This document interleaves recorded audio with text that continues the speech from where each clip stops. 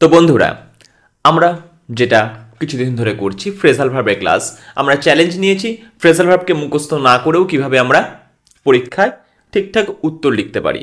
অর্থাৎ phrasal verb আমি মুখস্থ করব না, কিন্তু প্রত্যেকটা ফ্রেজাল ভার্বের মানে আমি জানবো। এটা কোনো অলৌকিক কিছু নয় বা জাদুকরের কোনো ম্যাজিক ট্রিক বা ম্যাজিক স্টিকের কোনো ঘোরানো কিছু নয়। এটা শুধুমাত্র নিজের বুদ্ধি রেখে সামান্য একটু কাজে লাগানো, কাজে লাগিয়ে সহজে ফ্রেজাল ভার্বগুলোকে আয়ত্ত করে নেওয়া, এটাই আমাদের উদ্দেশ্য। আর আজকের ক্লাসেও সেটা আমি দেখাবো। বাই দ্য ওয়ে, আমি তোমাদের হিমাদ্রি স্যার, তোমরা দেখছো আমার channel learn English with Himadri sir. আর আমি তোমাদের আজকে করাবো phrasal verb cry. Phrasal verb করানোর আগে সবার আগে একটা গুরুত্বপূর্ণ যে কথাটা তোমাদেরকে বলা আমার খুব দরকার, সেটা হচ্ছে ক্রাই শব্দটার মানে কি। তোমাদেরকে যদি জিজ্ঞাসা করা হয়, বেশিরভাগ জনই বলবে ক্রাই শব্দটার অর্থ হচ্ছে কান্নাকাটি করা বা কাঁদা। কিন্তু অ্যাকচুয়ালি ক্রাই শব্দের অর্থ কিন্তু কাঁদা বা কান্নাকাটি করা নয়। ক্রাই শব্দের কথার অর্থ, অ্যাকচুয়াল অর্থ যেটা হচ্ছে, সেটা হচ্ছে চিৎকার করা। অর্থাৎ ক্রাই মানে যদি কান্নাকাটি করাই হয়, তবে সেটা চিৎকার করে কান্নাকাটি করা হবে। কারণ কান্নাকাটি করা আরও অনেক ইংলিশে, যেমন উইপ, WEEP, উইপ, যেটা হচ্ছে ফুঁপিয়ে ফুঁপিয়ে কাঁদা। তো সেরকম যখন চিৎকার করে কাঁদা হয় তখন হচ্ছে ক্রাই ব্যবহার করা হয়। অ্যাকচুয়ালি ক্রাই শব্দের অর্থ হচ্ছে চিৎকার করা। তাহলে প্রথমে যেটা আছে Cry down. Cry down means যেটা চিৎকার করে কাঁদছিল সেটা ডাউন হলো। এটা যদি ব্যারিয়ার হয়, এর নিচে নেমে গেল। ক্রাই ডাউন অর্থাৎ সেটা হচ্ছে নিচু দেখানোর জন্য। ডাউন আমরা সবসময় বলি ডাউন দেখানো হয় নিচু অর্থে, আর আপ দেখানো হয় উপর অর্থে। অর্থাৎ ডাউন মানে কোনো কিছুকে নিচু করে দেখানো, কোনো কিছু ম্রিয়মান করা, কোনো কিছুকে ছোট দেখানো, সেই সেন্সে। আর আপ মানে কোনো কিছুকে বড় করে দেখানো, বেশি দেখানো, সম্মান দেখানো, এই সেন্সের জন্য আপকে ব্যবহার করা হয়। তাহলে এখানে ডাউন মিন্স নিচু দেখানো বা ছোট দেখানো, চিৎকার করা নিচু করে নয়। অর্থাৎ তাকে সম্পর্কে যে জিনিস আমি বলছিলাম, যেটা বলছিলাম সেটাকে আমি নিচু করে দেখালাম, যে এমন কিছু নয়। এই যে চিৎকারটা, চিৎকার মিন্স একটা ফোর্স, একটা এনার্জি। এই যে এনার্জিটাকে লো দেখাচ্ছি তার প্রতি, সেটা হচ্ছে ক্রাই ডাউন। অর্থাৎ কাউকে ছোট দেখানো। এমন একটা এক্সাম্পল দিই, do not cry down your enemy. এক্সাম্পলটা দেখো, do not cry down your enemy. এবার এই সেন্টেন্সটা দেখে তুমি কি বলবে, যে তোমার এনিমিদের তুমি ক্রাই ডাউন করতে নিষেধ করছো, যে কান্নাকাটি করো না নিচু হয়ে। এইরকম তো কোনো সেন্স নয়। মানে তোমার শত্রুদেরকে তুমি কখনো ছোট হিসাবে দেখো না। সে যেই শত্রু হোক, যতই ছোট শত্রু হোক, তাকে যত ছোট ভাববে সে কিন্তু তোমার তত বড় বিপদের কারণ হতে পারে। তাহলে ক্রাই ডাউন কথার অর্থ আমরা যেটা বুঝতে পারলাম, সেটা হচ্ছে কাউকে খাটো করে দেখানো বা ছোট করে দেখানো, ডিক্রাই করা, বা চিৎকার যেটা করছিল সেটাকে আমি বলতে পারি ডিক্রাই। ডিক্রাই মিন্স যেটা ক্রাইয়ের অপোজিট। চিৎকার করছিলাম সেটাকে আমি কমিয়ে দিলাম, যে ওর সম্বন্ধে বেশি কিছু বলে লাভ নেই, ও এমন কিছু না। এটা হচ্ছে ক্রাই ডাউন, এটা হচ্ছে ডিক্রাই করা। নেক্সট হচ্ছে ক্রাই অফ। অফ মানে আমি যেটা তোমাদেরকে বলেছিলাম, অফ মানে ফার ডিস্টেন্স বা লং অফ, বা যেটা দূরে, বা কমপ্লিট। সুইচ অফ মিন্স যে ইলেকট্রিসিটি আছে সেটাকে আমি কমপ্লিটলি অফ করে দিলাম। স্টপ করে দেওয়া, সেটাকেও আমরা বলি অফ। ও ডবল এফ। ও ডবল এফ এর অ্যাকচুয়াল তাহলে মিনিংটা কি হলো, কিরকম সেন্সে ব্যবহার করা হয় সেটা গুরুত্বপূর্ণ। সেন্সটা হচ্ছে যেটা আছে সেটা এখন নেই, পুরোপুরি বন্ধ, সেটা দূরে চলে গেছে, আমার আয়ত্তের বাইরে। এই যে সেন্সটাকে, আয়ত্তের বাইরে নাও হতে পারে, কিন্তু আমার থেকে অনেকটাই ডিস্টেন্সে, যেটা এখন পুরোপুরি এখানে কিন্তু তার কোনো অস্তিত্ব নেই। সুইচ অফ করে দিলাম মানে ইলেকট্রিসিটির অস্তিত্ব এখন আমার ইলেকট্রিক যে লাইটটা বা ফ্যানটা চলছে তাতে নেই, তাকে আমি কমপ্লিটলি সরিয়ে দিয়েছি। ঠিক এই সেন্সে। তো অ্যাকচুয়ালি ক্রাই অফ, চিৎকার করছিলাম, অফ করে দিলাম, পুরোপুরি বন্ধ। মানে আমি যে জিনিসটা বলতে চাইছিলাম, যেটা উঁচু গলায় যে এনার্জিটা দেখাচ্ছিলাম, সেটাকে কমিয়ে দিলাম। মিন্স অ্যাবান্ডন করা বা পরিত্যাগ করা। যেটা আমি ছিলাম, আমি যেটা চেঁচামেচি করছিলাম সেটাকে বন্ধ করলাম, মানে সে বিষয়টা আমি পরিত্যাগ করলাম, অ্যাবান্ডন করলাম। আমি এখানে কথাটা লিখতে পারি, কথাটা হচ্ছে অ্যাবান্ডন্ট, মানে পরিত্যাগ করা।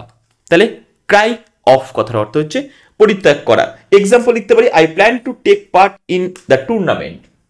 I plan to take part in the tournament.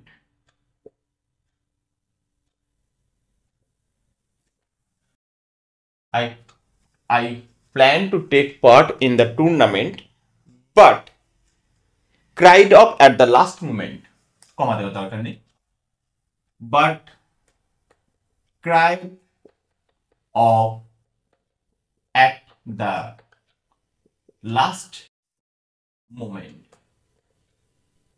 means আমি টুর্নামেন্টে অংশগ্রহণ করব বলে ঠিক করেছিলাম, প্ল্যান করেছিলাম, কিন্তু একদম শেষ মুহূর্তে গিয়ে আমি অ্যাবান্ডন করলাম, আমি ছেড়ে দিলাম, আমি গেলাম না। এই যে সেন্সটা, এটা হচ্ছে ক্রাই অফ। নেক্সট হচ্ছে ক্রাই টু। টু প্রিপোজিশনটা কখন ব্যবহার করা হয়? মানে কারোর প্রতি বোঝানোর জন্য। টু মিনস আমি সবসময় বলি একটা নির্দিষ্ট জায়গা পর্যন্ত। চিৎকার করছে জায়গাটা যদি আমি হই, কেউ আমার কাছে এসে চিৎকার করছে, কেউ আমার কাছে এসে চিৎকার করে কিছু বলতে চাইছে বা চাইছে, মিনস বেগিং সামথিং, মানে সে আমার কাছে কিছু চাইছে। ক্রাই টু, চিৎকার করছে কারোর কাছে এসে, কোনো একটা জিনিসের, একটা বস্তু বা কোনো একটা ব্যক্তি পর্যন্ত এসে, ওটাই তার লিমিটেশন ওই জায়গাটাতে। ঠিক একটা পার্টিকুলার আমরা ভগবানের কাছে গিয়ে চিৎকার করছি, তাহলে আমাদের উদ্দেশ্য ভগবানকে কিছু চাওয়া বা বলা। অ্যাকচুয়ালি এই জন্যই ক্রাই টু কথার অর্থ আমরা বলে থাকি বেগ। কেন বেগ হলো আমি তোমাদের বললাম, যে একটা নির্দিষ্ট জায়গায় এসে আমাদের কিছু চিৎকার করা বা কিছু বলা, সে তুমি কাঁদা অর্থও ধরতে পারো, তাহলে সেটা হচ্ছে বেগ। যেমন এক্সাম্পল কি হতে পারে? The beggars cried to, the beggars cried to the rich man for food. The rich man for food. বেগারটা রিচ ম্যানের কাছে এসে চিৎকার করছে বা বেগ করছে বা চাইছে খাবার, স্বাভাবিক ব্যাপার। তাহলে এখানে বেগারটা হচ্ছে তার লিমিটেশন, এই সরি বেগার নয়, রিচ ম্যানটা তার লিমিটেশন। সে এসে চাইছে কার কাছে? রিচ ম্যানটার কাছে এসে। যেমন আমরা কি ভগবানের কাছে, ভগবান আমাকে এটা দাও, এটা হচ্ছে আমার ক্রাই টু, মানে বেগিং করা, প্রার্থনা করা, চাওয়া এই অর্থে। নেক্সট হচ্ছে ক্রাই আপ। আমি এখানেই দেখেছিলাম, একটু আগে আমি দেখেছিলাম যে এই আপ আর এটা হচ্ছে ডাউন। ডাউন মানে কোনো কিছু ছোট করে দেখানো, আপ মানে বাড়িয়ে দেখানো। ডাউন মানে কমিয়ে দেখানো, আপ মানে বাড়িয়ে বলা। ডাউন যদি কথা ক্ষেত্রে হয়, ডাউন মানে কমিয়ে বলা, আপ মানে বাড়িয়ে বলা। তো ক্রাই অফ, চিৎকার করছি আপ, উঁচু গলাতে, মিনস আমি কোনো কিছু এক্সাগারেট করছি, হাইপার বলে করছি। তো এগুলো হচ্ছে কি? বাড়িয়ে বলা। তাহলে অ্যাকচুয়ালি ক্রাই আপ কথাটার অর্থ হচ্ছে কোনো কিছু বাড়িয়ে বলা, যেটা আমি বলছি তার থেকে আরো একটু আপে তুলে নিলাম, গলার ভয়েসটা নয়, বিষয়বস্তুটাকে বাড়িয়ে দিলাম। এটা হচ্ছে ক্রাই আপ। যেমন the trader cries up, example দেখো, দ্য ট্রেডার্স ক্রাইস আপ। ব্যবসায়ীরা ক্রাইজ আপ করে, বাড়িয়ে বলে হিজ ওন গুডস।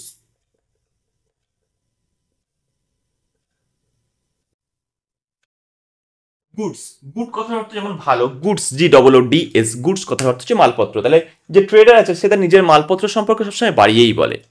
সে কিন্তু কখনোই বলবে না যে আমার মালটা নেবেন না দাদা, খারাপ।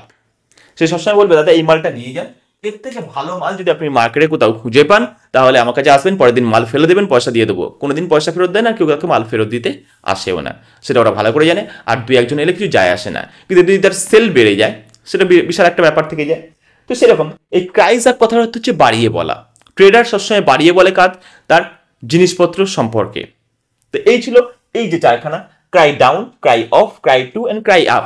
চারখানা ফ্রেজাল ভাবই খুবই ইম্পর্টেন্ট পরীক্ষার জন্য বা নিজের ব্যক্তিগত লাইফের ক্ষেত্রে হোক, বা কোনো অ্যাপ্লিকেশান বা কোনো রাইটিং লেখার ক্ষেত্রে হোক, বা কোনো শূন্যস্থান মানে ফিল ইন দ্য ব্ল্যাঙ্কস এগুলোর ক্ষেত্রে হোক, এগুলো কিন্তু খুবই ইম্পর্টেন্ট চারটে ফ্রেজাল ভাব। তো ক্রাই সম্পর্কে এই চারটে ফ্রেজাল ভাব আমি করিয়ে দিলাম। আশা করি তোমাদের বুঝতে কারোর কোনো সমস্যা হয়নি এবং তোমাদের এখনই মুখস্থ হয়ে গেছে। মুখস্থ হলো মানে তোমরা বুঝে গেছো, দেখলেই বলতে পারবে এটার মিনিং এটা। জাস্ট পাশে যে প্রিপোজিশনটা আছে বা অ্যাডভার্বটা আছে সেটা দেখেই তোমরা এর মিনিংটাকে করে নিতে পারবে। চ্যানেলে যদি তুমি নতুন এসে থাকো আমার চ্যানেলে, তাহলে চ্যানেলটাকে সাবস্ক্রাইব করো, ভিডিও ভালো লাগলে একটা লাইক করো। কমেন্ট বক্সে তোমার যদি আরও কোনো ভিডিও সম্পর্কে জানার ইচ্ছা থাকে ক্লাস সম্পর্কে, তাহলে কমেন্ট বক্সে কমেন্ট করে জানিও। এই ধরনের ফ্রেজাল ভার্বের আরও অনেক ক্লাস আমার চ্যানেলে করা আছে, বা অন্যান্য ইংরেজি গ্রামার সংক্রান্ত বিষয়ে অনেক ক্লাস আমার চ্যানেলে অলরেডি করানো আছে, সেগুলো তুমি দেখতে পারো। নিজে ভালো লাগলে বন্ধু বান্ধবের সাথে শেয়ার করো। চ্যানেলের ভিডিওটা সম্পূর্ণ দেখার জন্য লার্ন ইংলিশ উইথ হিমাদ্রি স্যারের পক্ষ থেকে আমি তোমাকে অসংখ্য ধন্যবাদ জানালাম। Thank you.